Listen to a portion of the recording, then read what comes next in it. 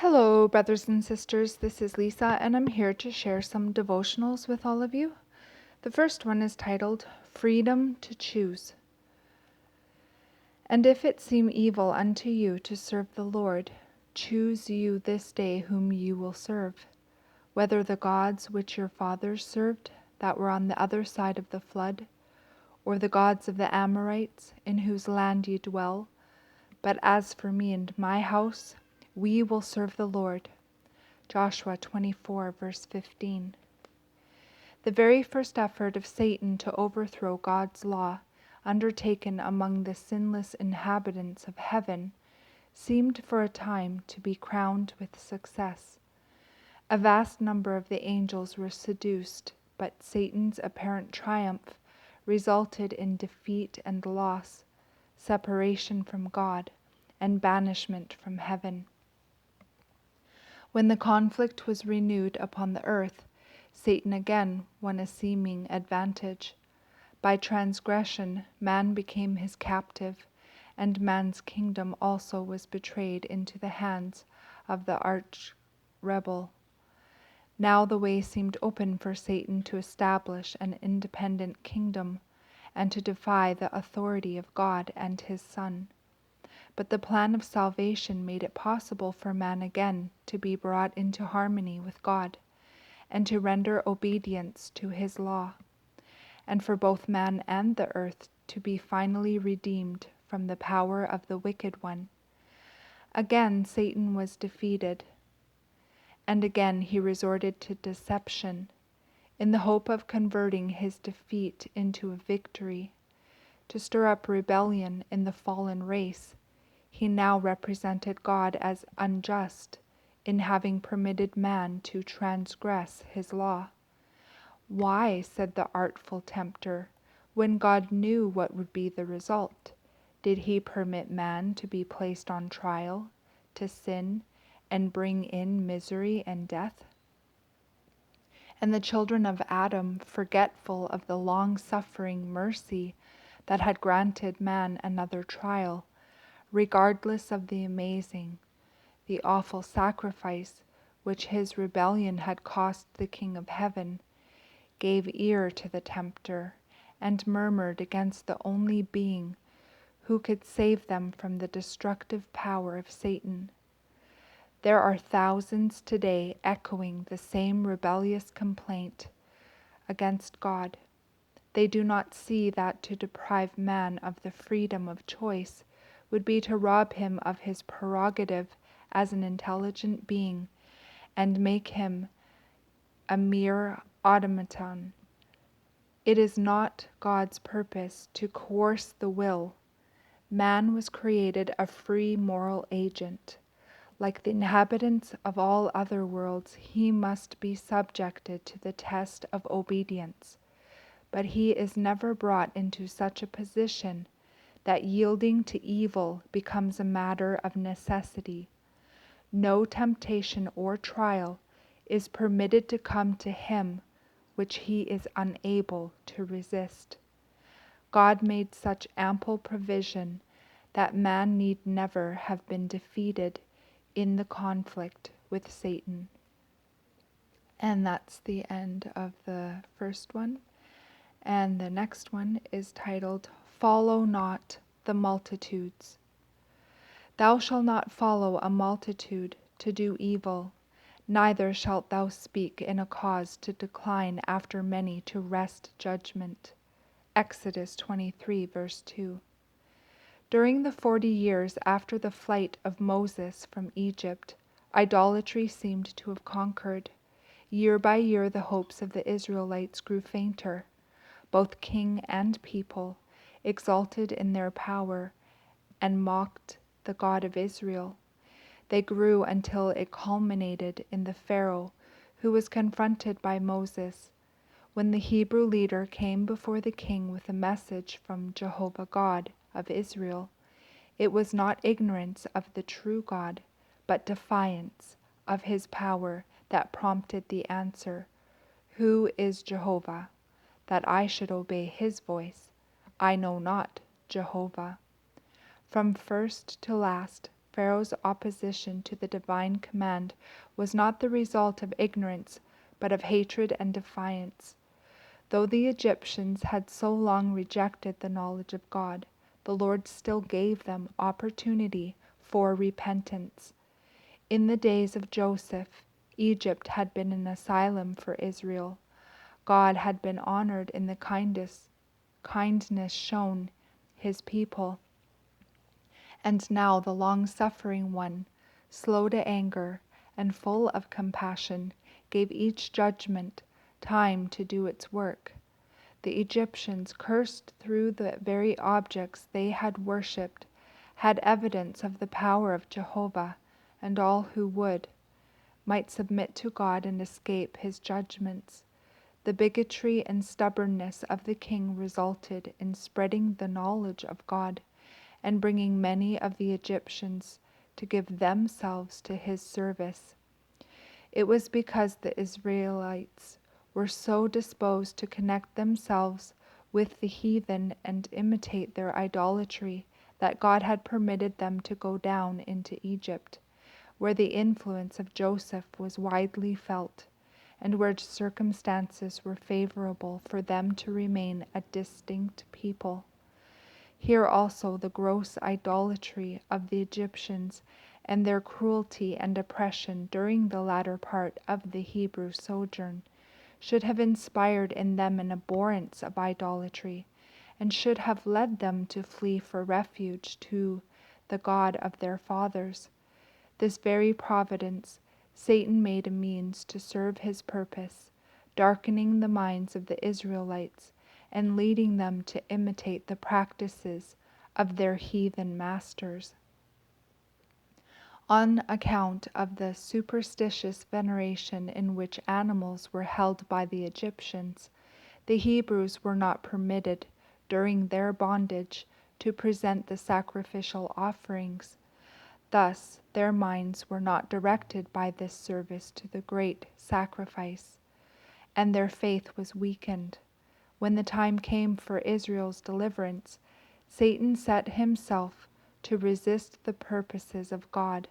It was his determination that that great people, numbering more than 2,000,000 souls, should be held in ignorance and superstition. The people whom God had promised to bless and multiply, to make a power in the earth, and through whom he was to reveal the knowledge of his will, the people whom he was to make the keepers of his law, this very people Satan was seeking to keep in obscurity and bondage, that he might obliterate from their minds the remembrance of God. And the next one now is titled Deceptions Abound. For there shall arise false Christs and false prophets, and shall show great signs and wonders, insomuch that if it were possible, they shall deceive the very elect. Matthew 24, verse 24. When the miracles were wrought before the king, Satan was on the ground to counteract their influence and prevent Pharaoh from acknowledging the supremacy of God and obeying his mandate. Satan wrought to the utmost of his power to counterfeit the work of God and resist his will. The only result was to prepare the way for greater exhibitions of the divine power and glory, and to make more apparent, both to the Israelites and to all Egypt, the existence and sovereignty of the true and living God. God delivered Israel with the mighty manifestations of his power, and with judgments upon all the gods of Egypt. He brought forth his people with joy, and his chosen with gladness, that they might observe his statutes and keep his laws. Psalm 105, verses 43 through 45. He rescued them from their servile state, that he might bring them to a good land, a land which, in his providence, had been prepared for them as a refuge from their enemies, where they might dwell under the shadow of his wings. He would bring them to himself and encircle them in his everlasting arms, and in return for all his goodness and mercy to them, they were required to have no other gods before him, the living God, and to exalt his name and make it glorious in the earth. During the bondage in Egypt, many of the Israelites had, to a great extent, lost the knowledge of God's law, and had mingled its precepts with heathen customs and traditions. God brought them to Sinai, and there with his own voice declared his law. Satan and evil angels were on the ground. Even while God was proclaiming his law to his people, Satan was plotting to tempt them to sin. This people whom God had chosen, he would wrench away in the very face of heaven. By leading them into idolatry, he would destroy the efficacy of all worship. For how can man be elevated by adoring what is no higher than himself, and may be symbolized by his own handiwork?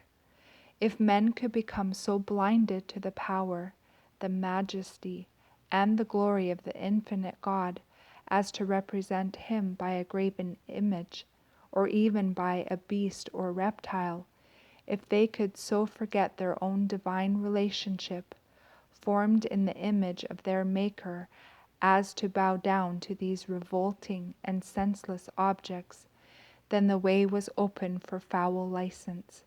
The evil passions of the heart would be unrestrained, and Satan would have full sway. And the last devotional is titled, Choose God's Ways.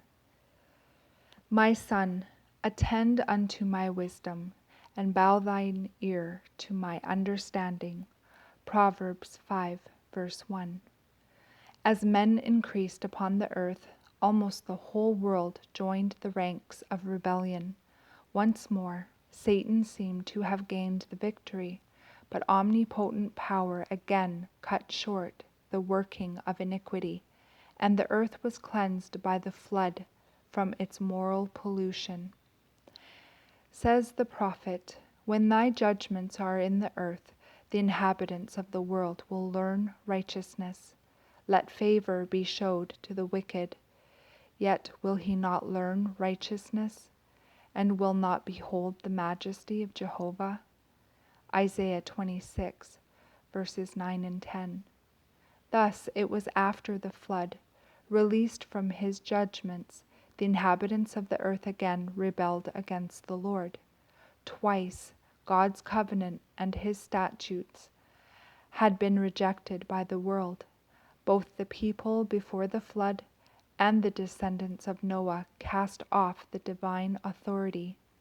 Then God entered into covenant with Abraham and took to himself a people to become the depositaries of his law. To seduce and destroy this people, Satan began at once to lay his snares. The children of Jacob were tempted to contract marriages with the heathen and to worship their idols, but Joseph was faithful to God, and his fidelity was a constant testimony to the true faith. It was to quench this light that Satan worked through the envy of Joseph's brothers to cause him to be sold as a slave in a heathen land. God overruled events, however, so that the knowledge of himself should be given to the people of Egypt, both in the house of Potiphar and in the prison. Joseph received an education and training that, with the fear of God, prepared him for his high position as prime minister of the nation. From the palace of the pharaohs, his influence was felt throughout the land, and the knowledge of God spread far and wide. The Israelites in Egypt also became prosperous and wealthy, and such as were true to God exerted a widespread influence. The idolatrous priests were filled with alarm as they saw the new religion finding favor. Inspired by Satan with his own enmity toward the God of heaven, they set themselves to quench the light.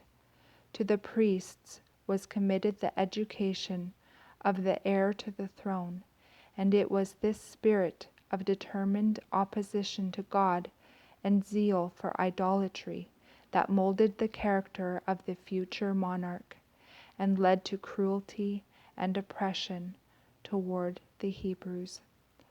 And that's the end of these devotionals. I pray you all have a beautiful day in the Lord. God bless each and every one of you, and I will see you either next video or in the air. Bye-bye.